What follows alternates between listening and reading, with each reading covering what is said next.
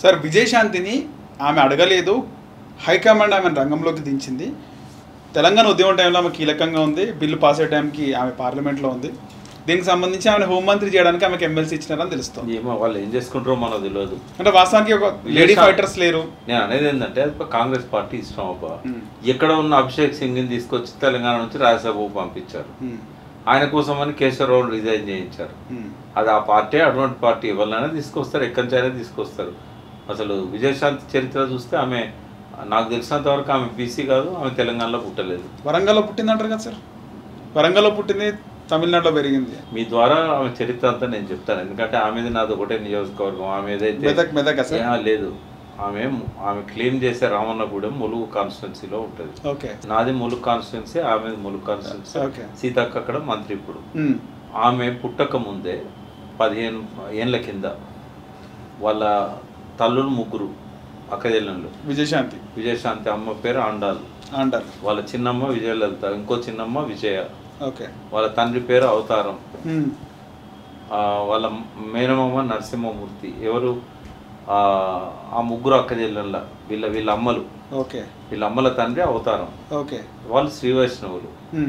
వాళ్ళ తల్లి రాజ్పుత్ మానసాబాయి. ఆ అవతారం అన్న ఆయన కాశీకి, ఆయన శ్రీ వైష్ణవుడు కాబట్టి కాశీకి పోయాడు. అక్కడ కొంతకాలం ఉన్నాడు. అక్కడ ఈమె పరిచయం అయింది మానసాబాయి.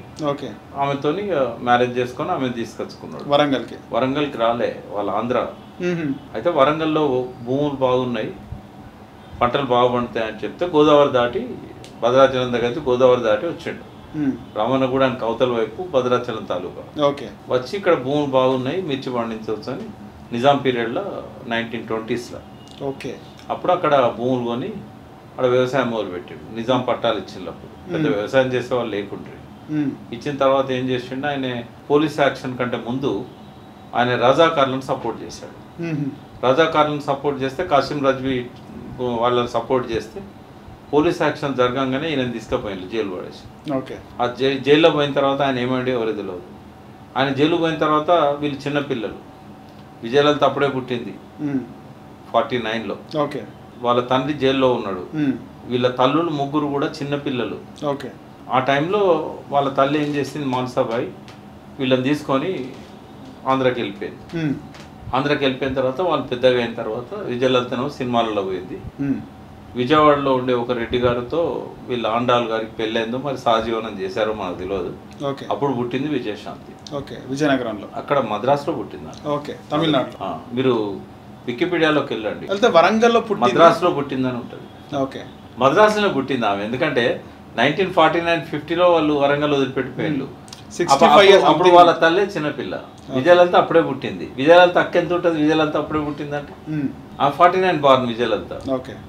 ఆండాలు కొంచెం ముందు పుట్టింటుంది, 4 ఏళ్ళ ముందు 5 ఏళ్ళ ముందు, 45 ఉండొచ్చు. ఈమె 65లో పుట్టింది. ఈమె 65లో పుట్టింది. 20 ఏళ్ళు ఉంటుంది వాళ్ళ అమ్మ అప్పుడు. వాళ్ళు ఇక్కడి నుంచి వెళ్ళిపోయిన తర్వాత 15 ఏళ్ళకు పుట్టింది విజయశాంతి. ఆమె నన్ను వచ్చిందా రామన్న కూడా ఏదో అప్పుడు ఇన్నయ్య గారు జగ్గారెడ్డి వీళ్ళంతా ఆమెను తెలంగాణ తల్లి పార్టీ పెట్టించినాక పార్టీ పెట్టడానికి ఆమెకు ఉందా సార్ తెలంగాణ? నేను ఏమంటున్నా, ఏ ప్రాంతం వాళ్ళైనా తెలంగాణ కోసం రావచ్చు, పార్టీ పెట్టవచ్చు. కానీ ఆమె తెలంగాణలో పుట్టలేదు. వాళ్ళ తల్లే చిన్నపిల్ల ఉన్నప్పుడు తెలంగాణ నుంచి వెళ్ళిపోయింది. తర్వాత వాళ్ళ మామ నరసింహమూర్తి అని ఉండేవాడు, ఈ విజయశాంతి మామ. ఆయన ఏమైందో తర్వాత ఎవరికి తెలియదు. ఆయన కొంతకాలం పాటు ఏదో వ్యాపారం చేసుకున్నాడు, తర్వాత ఏమైందో ఆయన కూడా తెలియదు. ఇది ఫస్ట్ టైం నేను మీ ద్వారా విజయశాంతి పుట్టుపూర్వోత్తరాలని మీకు చెప్పాను, ప్రజలకు చెప్తున్నాను. నాకేమి ఆమె పట్ల అగౌరవం లేదు. This is the real story. ఆమెకి ఎమ్మెల్సీ ఇవ్వడానికి కూడా నేను వ్యతిరేకించాను. ఎందుకు వ్యతిరేకించానంటే అదే పార్టీ ఇష్టం. అభిషేక్ సింగ్కి రాజ్యసభ ఇచ్చినప్పుడు తెలుగు పిల్ల కదా ఆమె. తర్వాత టీఆర్ఎస్ లో ఉండి ఆమె పార్లమెంట్ లో తెలంగాణ కోసం కొట్లాడింది. ఆమెకు అన్ని రైట్స్ ఉన్నాయి, కానీ ఆమెను బీసీ అనో లేకుంటే తెలంగాణ కోటాలు ఇచ్చినానో ఇవన్నీ మాట్లాడుకోవాల్సిన అవసరం లేదు. బీసీ కాదంటారా? నీకు అన్ని చెప్పాను. వాళ్ళ అమ్మమ్మేమో రాజ్పూత్ బొందిలోళ్ళు అంటాం మన దగ్గర. వాళ్ళ తాత ఏమో మదర్ తండ్రి ఏమో శ్రీ వైష్ణవుడు, భర్త ఏమో చౌదరి, ఆమె తండ్రి ఏమో రెడ్డి. నాకు తెలిసినంత వరకు కరెక్ట్ చేయాలి ఆమె. నాకు తెలిసినంత వరకు ఆండాల్ గారికి ఓ రెడ్డి గారితో సహజీవనమో లేకపోతే పెళ్ళో జరిగింది. మనకు దాని గురించి చెప్పే ఇది లేదు, ఎందుకంటే పెళ్లి చేసుకున్నారో లేదనేది నాకైతే తెలియదు. బట్ ఏది ఏమైనా కూడా మరి ఇటువంటి ఉన్నప్పుడు బీసీ ఎట్లయితుంది ఆమె? కాబట్టి బీసీ కోటాల తెలంగాణ కోటా అని అనాల్సిన అవసరం లేనే లేదు. కాంగ్రెస్ పార్టీ అభిషేక్ సింగ్నే ఎక్కడి పట్టుకొచ్చి రాజ్యసభ ఇచ్చింది. ఈమె సినిమా హీరోయిన్గా ఎదిగినాక సార్, ఎదిగిన తర్వాత ఆమెకు తెలంగాణ వాదం, తెలంగాణ సెంటిమెంట్, తెలంగాణ పట్ల ప్రేమ ఎందుకు అట్లా పుట్టిందంటారు? ఒక్కటి ఏంటంటే వాళ్ళ మదరు వరంగల్లో పుట్టింది, రామన్నగూడెంలో. అవును. కాబట్టి డెఫినెట్గా తెలంగాణ గాలి, తెలంగాణ నీళ్లు వాళ్ళ అమ్మ తాగింది, పీల్చింది. ఓకే. కాబట్టి ఆ తెలంగాణ ఓన్ చేసుకోవడంలో తప్పేం లేదు. Right. At the same time ఎవరైనా తెలంగాణ కోసం వచ్చి పనిచేస్తాం అన్నలో హక్కునే తెచ్చుకుంటుంది తెలంగాణ. నువ్వు ఇక్కడ పుట్టలేదు, నువ్వు ఇక్కడ కాదు అని చెప్పి దూరం కొట్టదు అన్నారు కదా సార్. వైఎస్ షర్మిల అన్నారు కదా. షర్మిల నేనేం అనలేదు, మీరు కాదు సార్, తెలంగాణ సమాజం. షర్మిల పుట్టిందే హైదరాబాద్ చెప్తుంది, కానీ ఇక్కడ అబ్బాయినే చేసుకున్నది కదా. నేను అనేది ఎప్పుడు కూడా ఆ పారామీటర్లలో మనం వ్యతిరేకించద్దు అంటున్నాను. టీఆర్ఎస్ చేసినా తప్పే అది. విజయశాంతిని గౌరవించాల్సింది, ఎందుకంటే మంచి లీడ్ రోల్స్తోని చాలామందిని చైతన్యం చేసే టీ కృష్ణ దర్శకుని దగ్గర కర్తవ్యం లాంటి సినిమాలలో ఒక మహిళలకు ఆదర్శవంతమైన పాత్రలు, లేడీ సూపర్ స్టార్, అట్లా డెఫినెట్ గా ఒక నటిగా అందరూ అభిమానిస్తారు. తెలంగాణ ఫైటింగ్ స్పిరిట్ చేసింది కదా. తెలంగాణ మెదక్ నుంచి ఎంపీగా ఉండి తెలంగాణ బిల్లు పెట్టేటప్పుడు పార్లమెంట్ లో తెలంగాణ కోసం ఉంది కదా ఆమె. అంతమందికి తెలంగాణ తల్లి పార్టీ పెట్టింది కదా సార్. పెట్టింది అప్పుడు జరిగినటువంటి చేసింది కదా. అవును సార్. పార్టీ 2005లో పెట్టినప్పుడు నాకు బాగా గుర్తుంది. అంటే టెంట్ కింద ఆమె స్టేజ్ అవన్నీ ఏం లేవు, టెంట్ కింద పెట్టింది. చాలా కష్టపడ్డది. తెలంగాణ అంతా తిరగాలనుకున్నది. కొన్ని గ్రామాలు, కొన్ని మీటింగ్ లో పోయింది. తెలంగాణ జరిగిన అన్యాయాలను గొంతెత్తింది.